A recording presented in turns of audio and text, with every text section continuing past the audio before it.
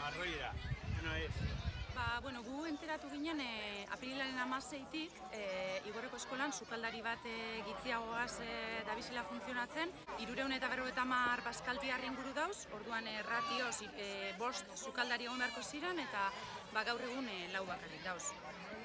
Zuzendaritzatik saiatu ziren aurretik arazo honi irtenbide bat emoten, baina eukizaurien erantzuna hezkuntzatik izan zen 15 menu ekarriko zauriezala catering zerbitzu moduan.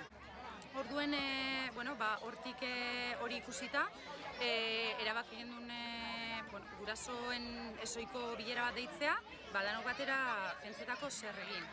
Segaitik, iruditzen jakulako gure umeen eskola jantokiko zerbitzua kalitatezkoa izan behar dela. Pasatzen da hori ez 10 urte baino gehiago eskola honetan. Askorentzako bazkari garrantzitsuena edo otordu garrantzitsuenetarikoa da.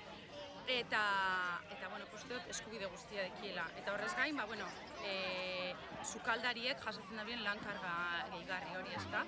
Eta honen aurrean gaur erabaki dugu jantokia kalera ataratea, protesta moduan.